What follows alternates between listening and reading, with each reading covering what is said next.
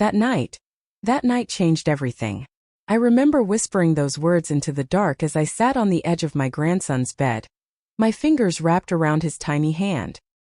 His little palm was damp with fear, his body trembling beneath the blankets, and his eyes, wide, glossy, pleading, kept darting toward the shadowed corner of the room as though something there terrified him. I didn't understand it at first. I thought he was simply overtired, maybe unsettled because his parents had left in such a hurry.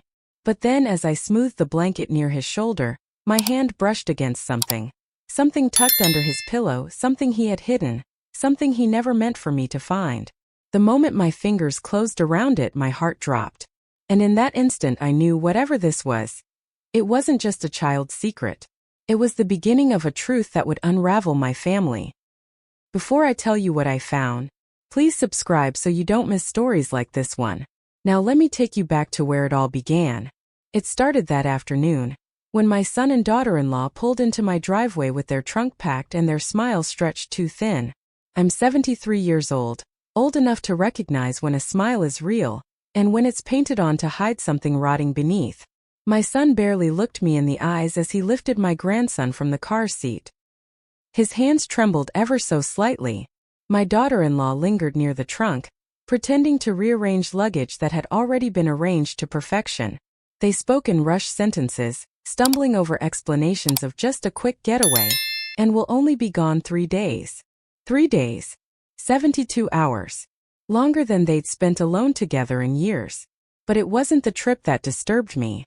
It was the way they kept glancing at each other, as if trading silent warnings. It was the way my daughter-in-law held her purse closer than usual, fingers gripping the leather until her knuckles went white. It was the way my son hugged me, too tight, too brief, before stepping back with a strange look in his eyes. A look I had seen once before decades ago, when he was a boy caught hiding something behind his back.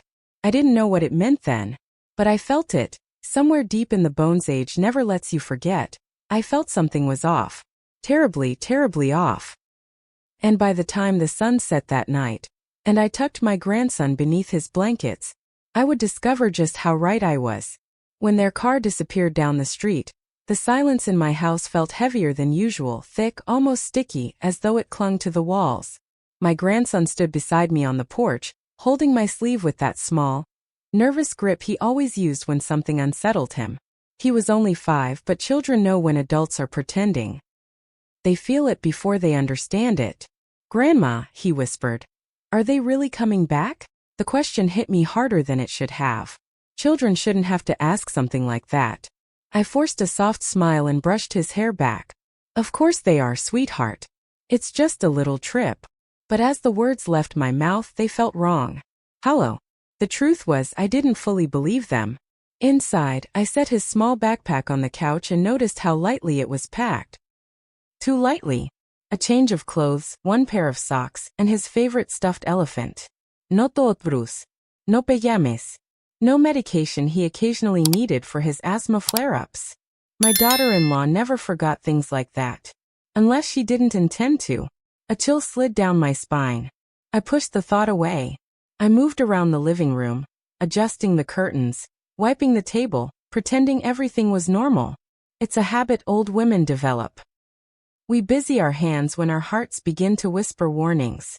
But every sound in the quiet house seemed louder.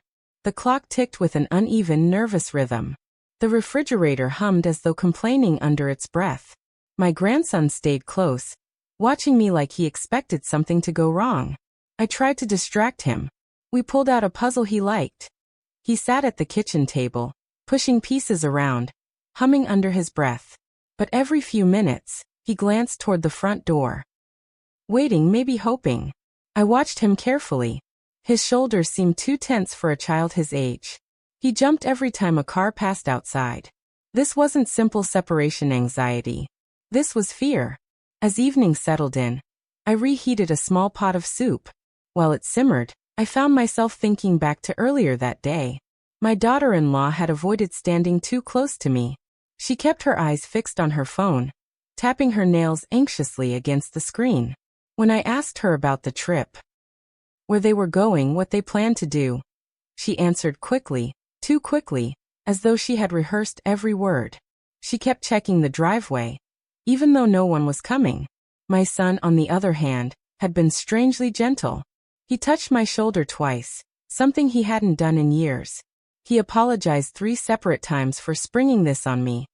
Each apology softer than the last, almost as if he were saying goodbye. And when he placed his hand on his son's back, the boy flinched. Not dramatically, but enough. I saw it. He knew I saw it. He pulled his hand back immediately. The memory made my stomach twist. Back in the present, my grandson barely touched his dinner. He stirred the soup with his spoon, made small circles, and kept glancing at the hallway. "What's wrong, honey?" I asked. He hesitated. His lower lip trembled. "Nothing." But children don't say nothing unless it's something. I leaned down, kissed his forehead, and decided not to push him. Not yet. After dinner, I called my son to confirm they arrived safely. The phone rang 4 times before he answered. His voice sounded breathless or panicked. I couldn't tell over the static. "Everything okay?" I asked. We're fine. Just busy." Busy. They were supposed to be on a relaxing trip. I asked where they were staying. He hesitated. Then he gave a generic answer. Too generic to be true. "A hotel up north." "Nice place. Don't worry." His wife's voice suddenly barked something in the background, sharp and impatient. My son lowered his tone and said quietly, "I'll call tomorrow," then hung up before I could say goodbye. I stared at the phone long after the call ended. Something wasn't just wrong, something was unraveling. Around 7, I gave my grandson a warm bath. He sat still, unusually quiet, letting the water run over him without splashing or playing. When I helped him out, he clung to my arm a little too tightly. "Grandma," he whispered again. "They're not coming back tonight, right?" "No, sweetheart," I said softly, wrapping him in a towel. He swallowed hard, like he was deciding whether to speak or stay silent. They said I had to be good," he murmured. "Extra good." My heart tightened. "Why?" He lowered his eyes. Because if I wasn't good, the bad thing would happen again." My breath caught in my throat. "What bad thing?" I asked gently. He didn't answer. He just stared at the floor tiles, shoulders trembling under the towel. I didn't press him. Not yet. But every instinct in me sharpened. At my age, instincts matter. They're all we have left sometimes. By the time I tucked him into bed, the uneasiness in my chest had turned into something heavier. A dread I couldn't name. And when I leaned down to smooth his pillow, I still didn't know that I was only seconds away from uncovering the first piece of a secret that would change everything. The house always feels different when a child is inside. Lighter, softer, warmer. Even in moments of worry, the presence of a little one fills the rooms with something hopeful. But that night, even my grandson's small footsteps couldn't chase away the heaviness lingering in the air. After his bath, I led him into the living room, hoping a bit of normalcy might help settle whatever was gnawing at him. I took out his favorite storybook, the one with worn corners from all the times I'd read it aloud during past visits. Normally, his eyes would brighten at the sight of it. Tonight, he just nodded quietly and climbed onto the couch beside me. He pressed himself close, tucked his knees to his chest, and leaned against my arm. I could feel the tension humming inside him like a tiny, frightened heartbeat. I wrapped an arm around him, smoothing his damp hair back, and began reading. My voice filled the room, calm and steady, but he wasn't really listening. His gaze kept drifting to the hallway, then back to me, then to the front door. When a gust of wind rattled the window, he jumped so hard the book slipped from my hands. "It's just the wind," I said softly. He nodded again, but his breathing quickened. I placed the book aside and lifted his chin gently with my fingers. "Sweetheart, you're safe here. Nothing bad can happen to you in my home." He stared at me. Long, searching, uncertain. Then he whispered, "Grandma, can I sleep in your room tonight?" The request broke my heart a little. He'd never asked that before, not even when he was younger and afraid of thunderstorms. Something inside him was shifting, retreating. "Of course," I murmured, "if that's what makes you feel safe." But even then, his eyes didn't soften. It was as though he carried a secret too heavy for his tiny shoulders To distract him, I suggested we make cocoa. Something warm, something comforting. He followed me into the kitchen, but he stayed close, almost pressed to my side. When I reached for the sugar jar, he flinched again at a sudden noise from outside. This wasn't normal fear. This was fear that had been taught. As we sat at the table sipping from mismatched mugs, he finally asked, "Grandma, do you get scared a lot?" The question startled me. "Sometimes," I admitted. "Everyone feels scared now and then." He swung his feet under the chair, thinking, "What do you do when you feel scared?" I took a moment before answering. "I stay close to people who love me," I said quietly. "Because love makes you strong, even when you feel weak." He stared into his mug, then whispered, "Mommy says crying makes you weak." I froze. He continued, voice trembling. "And Daddy says I need to stop being dramatic, that I make too much noise." My chest tightened painfully. The words were too sharp, too practiced.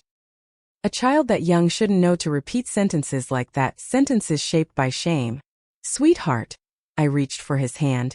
"If something hurts you, you can always tell me. Always." He bit his lip, looked up at me. And for a second I thought he might say something. Something real. But then he shook his head hard and whispered, I can't say." His voice cracked on the last word. So I didn't push. I simply gathered him into my arms and held him there, small, trembling, fragile. And I rubbed his back until he finally exhaled. We stayed like that for a long time, listening to the clock tick and the kettle cooling on the stove. That moment of closeness, his small body pressed against my old bones, felt like the closest thing to peace we'd had all evening. Eventually he grew tired. I lifted him, though my aging spine protested, and carried him toward the bedroom. He tucked his head into my shoulder, his breath warm against my neck. "Grandma," he murmured sleepily. "Yes, darling. Please don't leave me alone tonight." His words pierced me, but I whispered back, "I won't. Not for a single second." I meant every word. I just didn't know yet that in less than an hour, while tucking him into bed, I would uncover something that would change the rest of his life and mine. After settling my grandson in the living room with a soft blanket and the old teddy bear he always loved at my house, I stepped away for a moment to tidy the kitchen. The house felt unusually still, too still. At my age, silence isn't something that frightens me, but that night, it pressed against my ears like a warning. As I wiped the counter, I heard a faint thump from down the hallway. Not loud, just subtle enough to make me pause. Houses shift. Pipes groan. Floorboards swell. I know these things. I've lived here for nearly 50 years. But this sound, this one was wrong. It didn't come from the house. It came from movement. My first instinct was to check on my grandson. But when I walked back into the living room, he was exactly where I left him.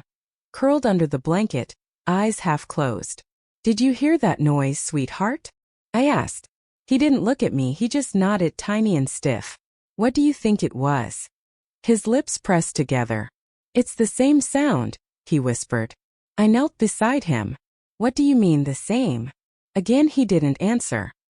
His gaze drifted to the hallway, then dropped to his lap. A prickle ran up my spine. I gave him a reassuring pat and moved toward the hallway alone. The first unsettling thing I noticed was the small table near the wall. 2 picture frames were crooked, and one, the old black and white photo of my late husband, had tilted so much it was nearly face down. I hadn't touched that frame in months. I straightened it slowly, my fingers trembling just a little. That was when I noticed the faint outline of dust disturbed along the tabletop. Like someone had brushed past it recently. I took a quiet breath. "Don't be foolish," I murmured to myself. "It's an old house. Things shift." But even as I said it, my heart disagreed. I stepped into the hallway fully and glanced toward the bedrooms. The air felt cooler there, as though someone had opened a window, but I knew for certain all windows had been locked since the previous evening. Still, a soft draft brushed against my cheek. I turned toward it, listening. There it was again. Another sound. A subtle scrape this time, like fabric moving against wood. It came from my grandson's room. The doorknob was slightly turned. Not enough for the door to open, but enough that I could see it resting off-center. Earlier, I was sure it hadn't been like that. I pushed the door gently, expecting to find nothing. But the lamp was on. I had switched it off earlier when we left the room. The toys on the shelf seemed rearranged. The curtains, meant to be still, swayed faintly even though nothing in the house should cause a breeze strong enough to move them. My pulse began to thrum at the base of my neck. Then I noticed something on the floor, something that did not belong. A small wooden block from a set I kept in the closet. Except the closet was closed. And the block was lying in the middle of the rug, as though someone, or something, had deliberately placed it there. I crouched down to pick it up. The wood felt warm. Footsteps echoed behind me. I shot up, spinning around, only to find my grandson standing in the doorway, his blanket wrapped around his shoulders. "Grandma," he whispered, voice trembling. "Don't go in there alone." My mouth went dry. "Why, sweetheart?" He clutched the blanket tighter. Because sometimes they come out when it's dark." The room suddenly felt too small, too cold, too alive with shadows I hadn't noticed before. I approached him slowly, keeping my voice steady. "Who comes out, honey?" He lowered his eyes. His silence stretched painfully. He wouldn't answer. Or couldn't. Either way, something in my house was wrong. Something more than creaking wood and old memories. I took his hand, warm and trembling in mine, and led him back to the living room. But even as I pulled him close, my eyes lingered on the hallway, on his bedroom door half open, with the light still glowing inside. Something had been there. Something had moved.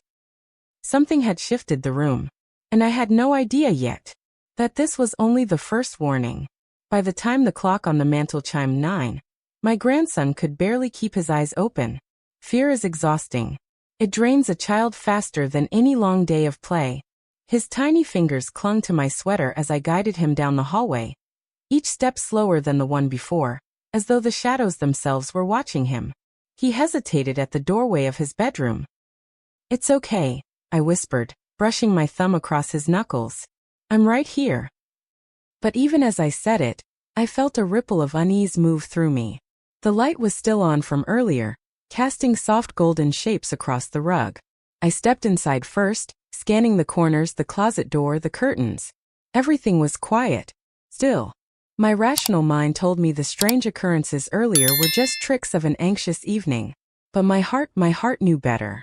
"Come, darling," I said, lifting him gently onto the bed. He crawled under the blankets, but his eyes wouldn't leave the space beside the nightstand. Not the window. Not the door.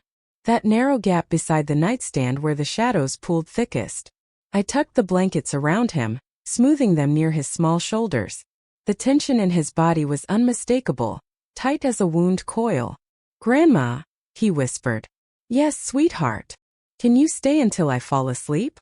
"Of course," I said. "I'm not going anywhere." He relaxed the tiniest bit and closed his eyes. I sat beside him humming softly, the way I used to when he was a baby.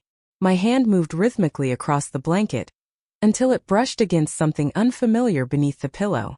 A sharp corner. Hard. Hidden. I froze.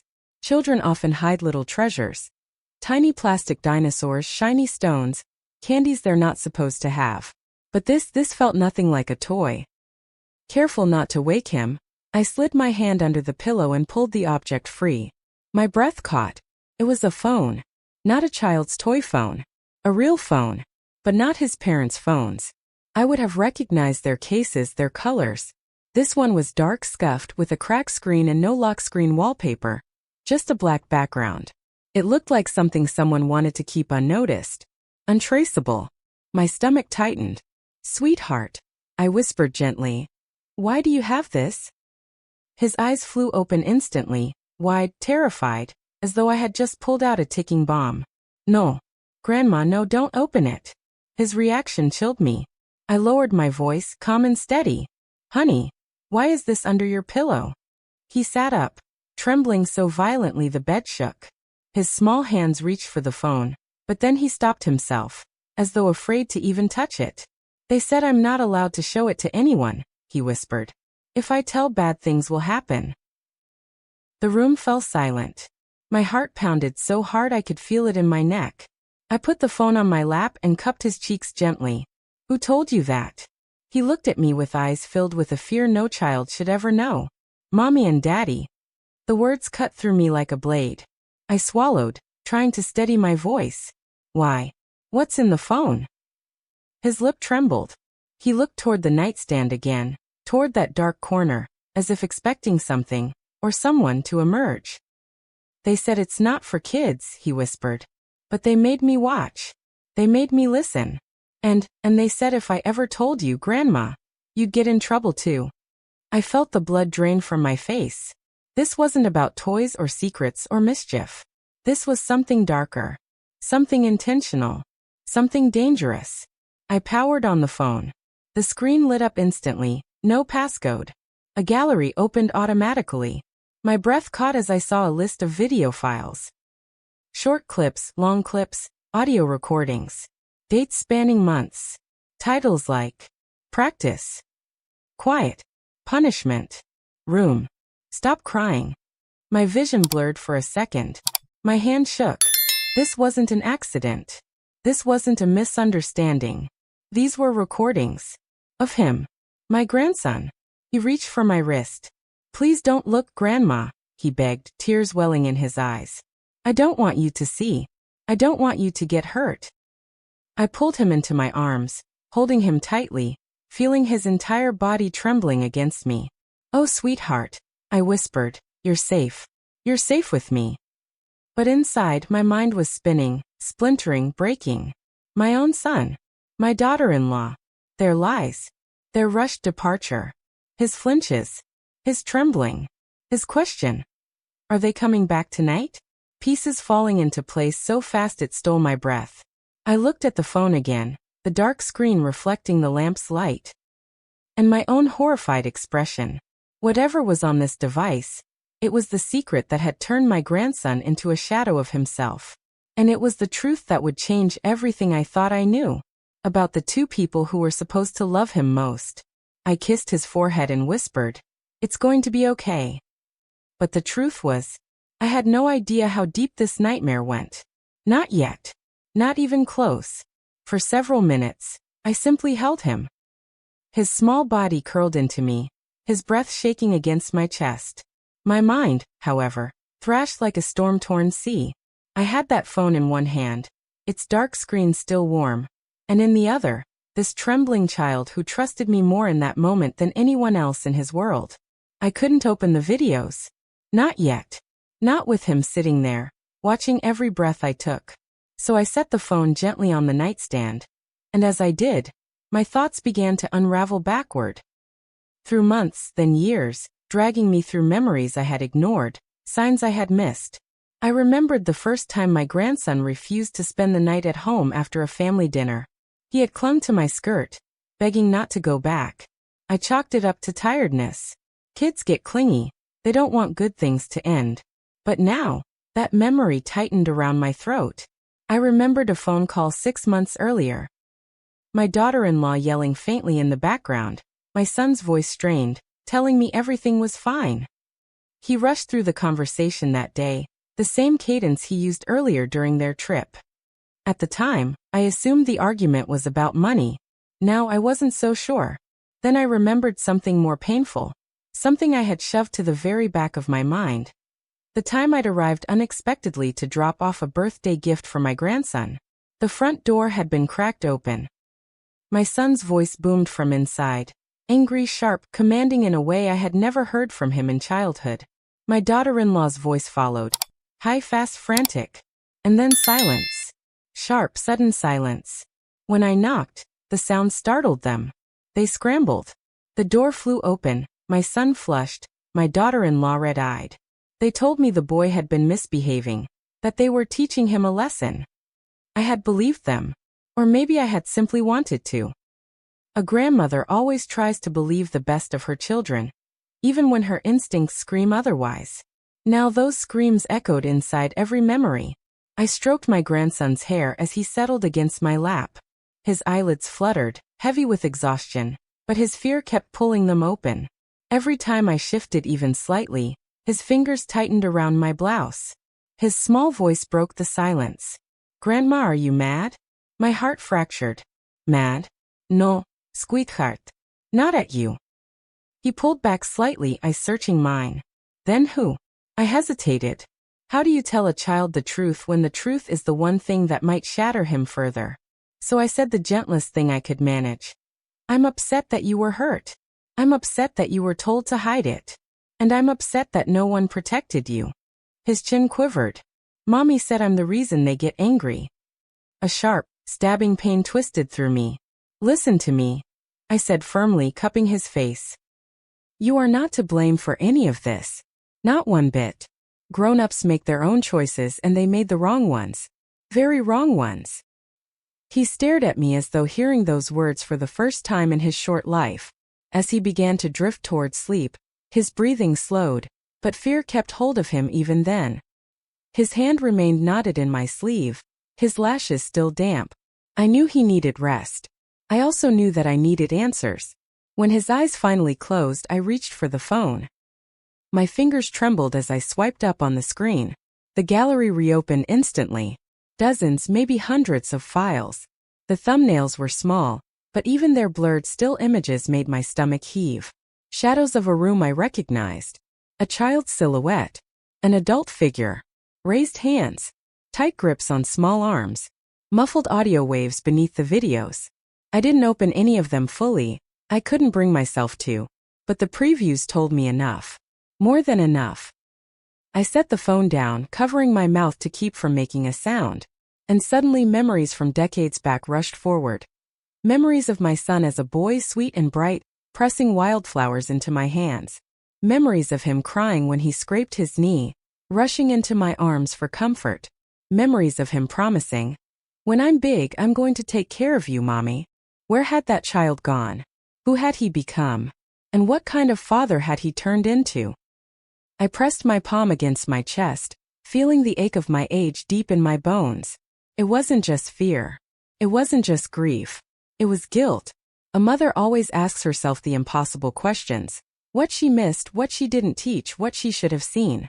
My grandson stirred, whimpering softly.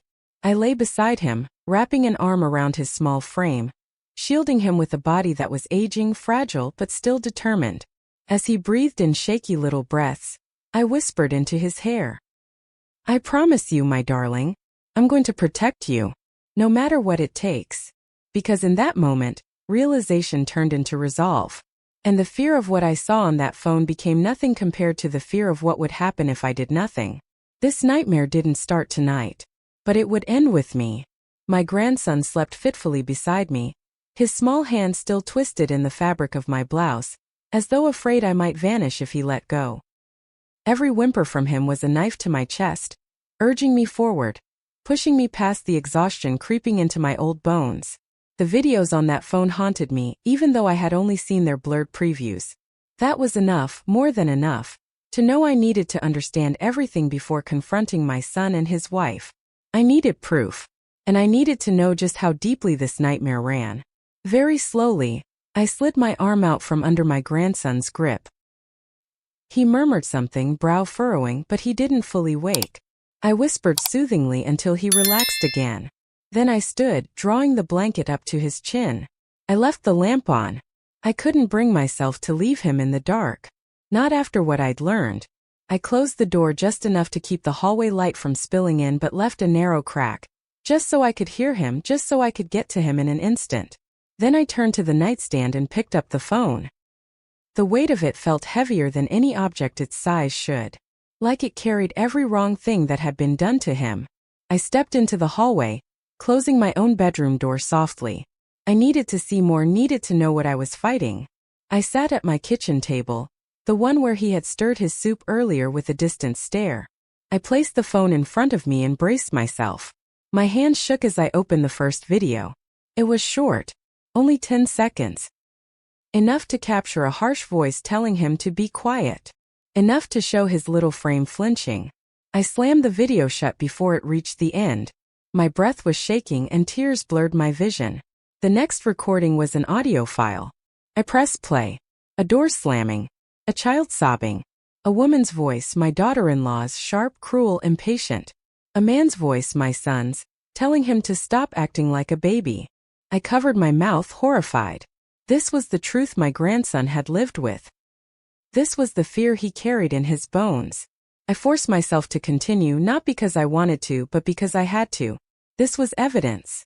Proof. Protection. And with each file the picture sharpened. Dates matching nights when my son claimed the boy was overtired. Recordings labeled things like rest, discipline, quiet time. I felt sick. My stomach churned violently, but I pushed through the nausea. I was not the weak old woman they likely believed me to be. Not anymore. After opening the sixth file, I couldn't bear another second. I locked the phone screen and pushed it away, breathing hard. My hands trembled so badly I had to hold my wrist to steady myself. But shock was only the first part. Rage, cold, focused, protective, began to burn through me. I wiped my face, stood up, and moved toward the living room. If my son and daughter-in-law were reckless enough to leave a phone full of damning evidence in their own child's pillow, there had to be more. Abusers don't make only one mistake. I began to search the house, not frantically but methodically. First the diaper bag. Empty pockets. Unused wipes. A crumpled receipt for pain medication. My grandson didn't have any prescriptions beyond his inhaler. My jaw clenched. Next his small backpack. Only toys. Nothing unusual. But something compelled me toward the hallway again, to the very room that had made me uneasy earlier. I stepped inside my grandson's bedroom and closed the door quietly behind me. The air was still cooler here, unnaturally so. I approached the closet. My heart hammered as I reached for the handle. Inside, everything looked normal at first: tiny shirts, neatly folded pants, small shoes lined up in a row. Too neat. Almost staged. I scanned the floor. Something glinted faintly in the sliver of light from the lamp. I bent down. A tiny recording device. My breath froze. It was a miniature audio recorder, cheap, discreet, easy to hide. When I picked it up, the red light blinked twice before shutting off. I stared at it, my pulse roaring in my ears. Why would my son and daughter-in-law hide a recorder in their own child's closet? What were they trying to keep track of? Or who were they trying to catch? I checked behind the toys, behind the books, behind the curtains. Nothing else. But then something else caught my attention. A loose floorboard near the foot of the bed. The edge had shifted ever so slightly, almost imperceptibly. I knelt, ignoring the ache in my knees, and pried it up carefully. Underneath lay a small tin box. My stomach dropped. Inside were folded papers, wrinkled drawings, and a small notebook filled with a child's handwriting. Scribbles. Swirling loops. Messages like, "I'm scared. Please stop. Don't tell Grandma. I don't like when Daddy yells. Mommy says I'm bad." I pressed a hand to my heart. The pain was immense. This wasn't a phase. This wasn't a misunderstanding. This was a life he had been forced to endure. I gathered the papers, the recorder, the phone, placing them all gently into a bag. Evidence. Truth. Everything I needed. I stood, shaky but determined. I was done being afraid. Whatever my son and his wife were hiding, whatever they had planned, whatever they had done, I was going to bring all of it to light. For him. For my grandson. For the child who had whispered, "Please don't leave me alone." I wouldn't leave him alone ever again. And now that I had seen the depth of the truth, I knew the next part would be the hardest one of all. I returned to my bedroom carrying the bag of evidence. The phone, the recorder, the hidden notes, as though I were holding someone's heart in my hands. The weight of it felt unbearable. Yet I held it tightly, afraid of letting even a single piece slip away. What I had learned wasn't just disturbing, it was soul-crushing. A truth sharp enough to cut through decades of motherhood in a single night. My grandson's soft breathing filled the room when I entered. He slept curled into a small bundle beneath the blankets, one hand reaching instinctively toward the empty space where I had been. Even in sleep he sought safety. That image alone could shatter a person. I sat on the edge of the bed, the mattress dipping slightly. My bones ached, not from age, but from the sheer emotional weight pressing down on me. I looked at him, studying his peaceful face. He looked so small, so innocent, so undeserving of the darkness his parents had forced upon him. A child should fear monsters under the bed, not the people tucking him into it. I rested a trembling hand over my chest. How did this happen? When did everything fall apart? I had raised my son with kindness, with patience, with love. I had been alone when his father died, barely in my 30s, sewing clothes for neighbors to make ends meet. Every spare moment I had went to him, to his schoolwork, to his meals, to his safety, to his joy.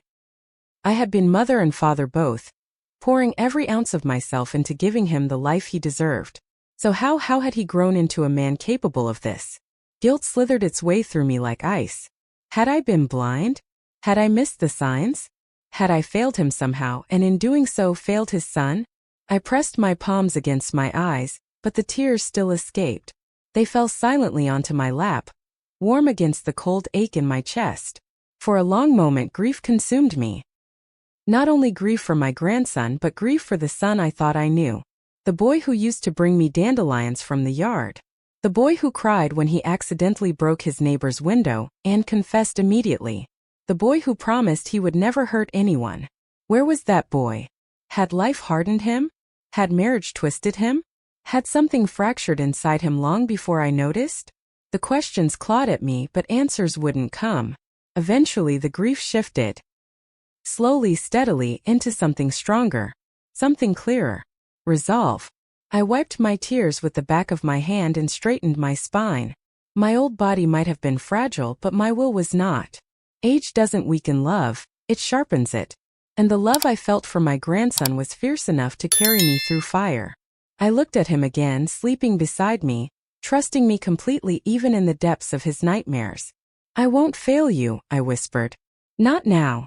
Not ever. Whatever happened next. Whatever confrontation awaited me, whatever truth I had to drag into the light, I would face it. Even if it meant breaking my heart into pieces.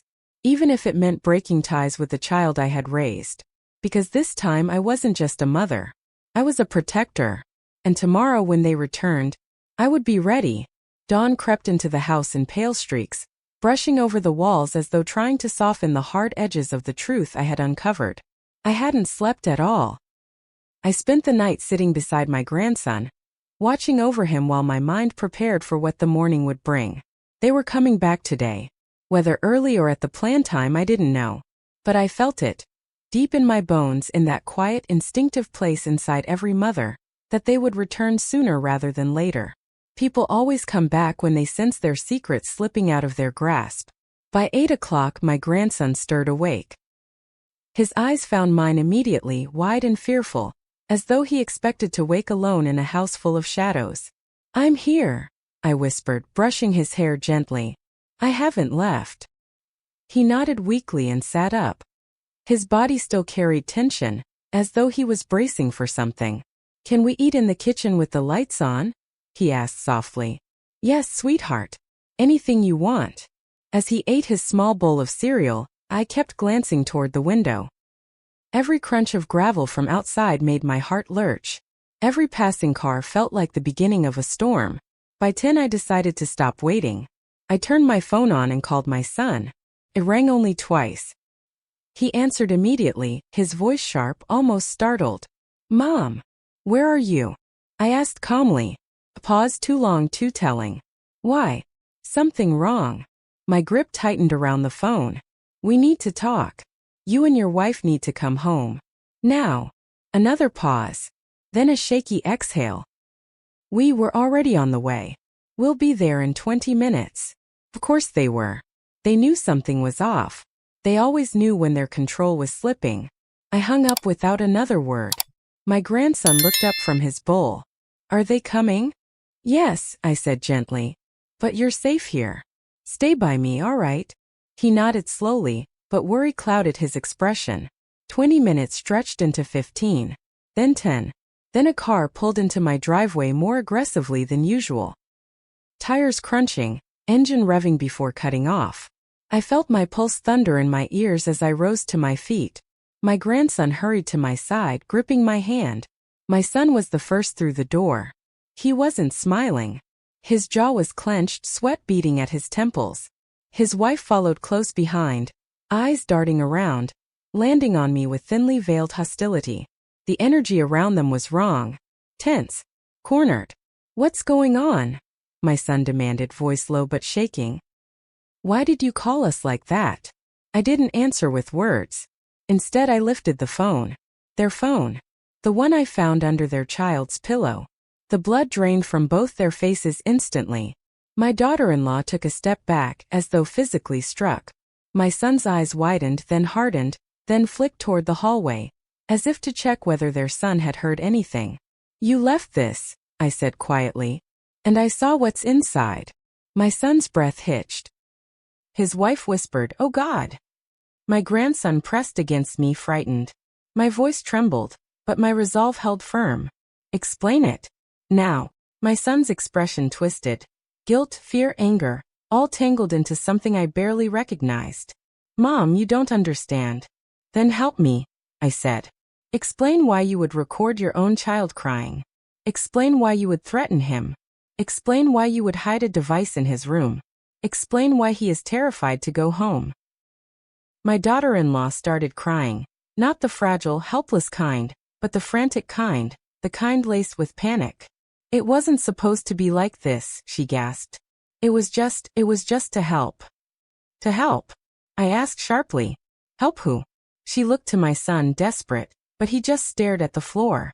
Finally he spoke. He doesn't listen, Mom. You don't know what it's like.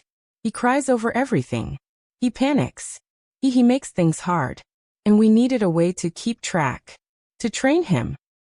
His therapist said. I cut him off. Your son doesn't need training. He needs safety. He flinched as though slapped. My grandson began crying quietly, tears streaming down his cheeks as he clung to my sleeve. His parents looked at him, but he hid behind me as though they were monsters in a storybook. That broke me more than anything else. I straightened, pulling him fully behind me, shielding him with my body. This ends today, I said, my voice low and unshakable. He's not going back with you. My daughter-in-law's head snapped up. You have no right. I have every right, I said firmly. I have the phone, the recordings, the notes he hid from fear, the bruises you didn't bother to explain. I have enough to take this straight to the authorities. My son paled. Mom, please. We can fix this. We're stressed. We made mistakes. I stepped closer, eyes burning. Mistakes don't leave a child shaking in terror. Mistakes don't hide evidence. Mistakes don't teach a child to fear bedtime. Silence swallowed the room. My son's shoulders slumped. His wife sobbed into her hands. But I didn't soften. Not now. Not after everything I had seen.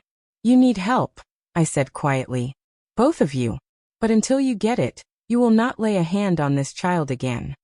My son looked at me with a mixture of devastation and something else. Relief? Perhaps a part of him, buried deep, had been waiting for someone to step in. Mom, he whispered. What are you going to do? I lifted the bag of evidence. What I should have done a long time ago, I said. Protect him. My grandson slipped his small hand into mine. And for the first time that night, he didn't tremble. The hours after the confrontation felt strangely quiet, as though the house itself was recovering from an emotional storm. My son and daughter-in-law didn't stay long. They didn't argue further. They didn't reach for their child. They simply stood there, pale and shaken, before finally turning toward the door. My son paused only once, his hand on the doorknob, his back rigid. He didn't look at me. He didn't look at his son. But in a voice cracked and thin, he whispered, I never meant for things to go so far. I didn't answer. Some truths don't need words. He closed the door quietly behind him, and the moment it latched, my grandson exhaled a shuddering breath so deep it seemed to drain years of fear from his tiny chest. He wrapped his arms around my waist. I hugged him tightly, feeling every fragile, trembling breath against my ribs. It's okay, I soothed. You're safe here. You're safe, sweetheart. He nodded against me, but I could tell the fear would take time to unwind. Trauma doesn't loosen its grip quickly. Not for adults, and certainly not for children. I settled him at the kitchen table with warm oatmeal, this time with slices of banana the way he liked it. He ate slowly, cautiously, as though afraid the world might shift again at any moment. While he ate, I made the hardest phone call of my life. I contacted the local authorities. I reported the evidence. I explained what I found. I handed over the phone, the recorder, the notes, everything. They didn't question me harshly. The evidence was too clear. The officer on the line had a gentle voice, asking if the child was safe, if I needed immediate assistance, if I understood the steps ahead. My voice didn't waver once. After the call, I made two more, one to a trusted lawyer I had once used years ago, and the other to a child welfare advocate recommended by the officer. By noon, appointments were set. Reports were filed. The wheels of protection were turning. My grandson sat quietly on the couch, hugging the stuffed elephant he'd brought in his backpack. His eyes followed me everywhere I went. When I sat beside him, he leaned instantly into me, as if afraid my presence might disappear if he blinked for too long. "Grandma," he murmured. "Yes, honey. What's going to happen now?" I brushed a curl from his forehead.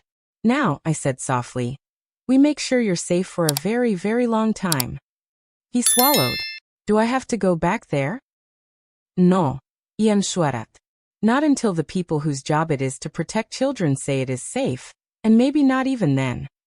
He nodded slowly, as though absorbing the idea that home could be somewhere else, that safety didn't have to be a temporary feeling. That afternoon, we visited a small park. I wanted him to breathe air that wasn't heavy with fear.